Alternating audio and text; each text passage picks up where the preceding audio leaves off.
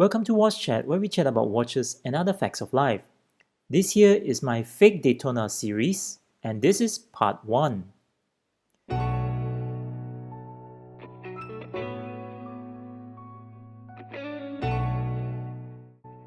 This is a 3-part series on fake Daytonas.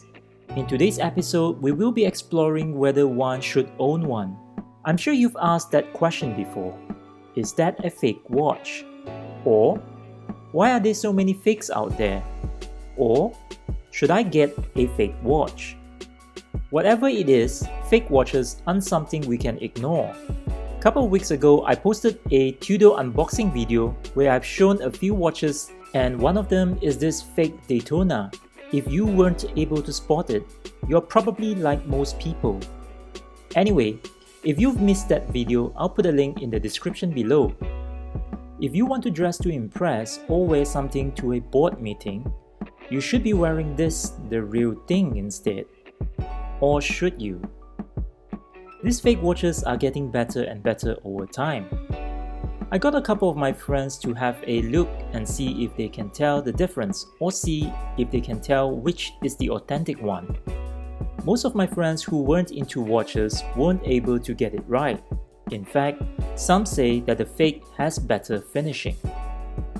This then begs the question, if most people can't tell the difference, should one just get a fake Daytona instead? As many reasons there are out there that justifies why one should not own a fake Daytona, there are similar amount of reasons why one should.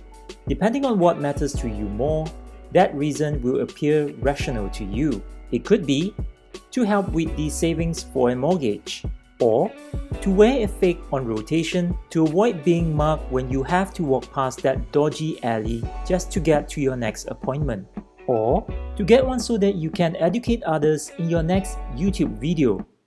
Wait, what? I can't read this. Anyway, if most people can't tell the difference, should one just get a fake Daytona instead? Ironically, the question is where the answer lies, if most people can't tell. All you need is one person to call you out, and that's not difficult. Since the posting of my Tudor unboxing video, there were already 3 people who questioned the legibility of this Daytona.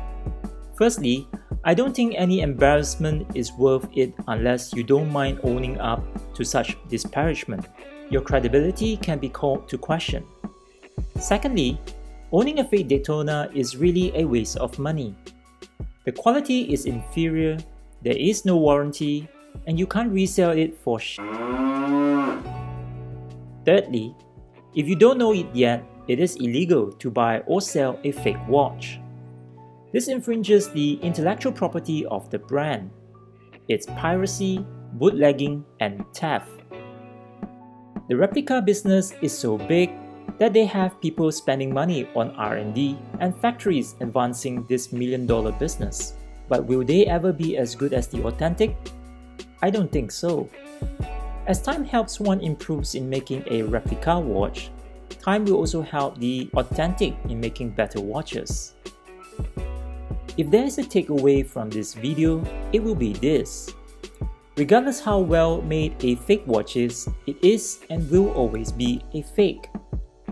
If you really need to own a fake Daytona due to peer pressure, we get it.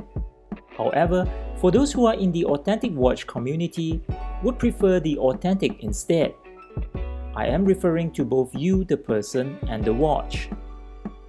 Anyway, if you like this kind of video, please like, share, comment, subscribe, and hit that notification button to support me, and I'll really appreciate it and promise to upload more videos like this. Until the next one, thank you for watching.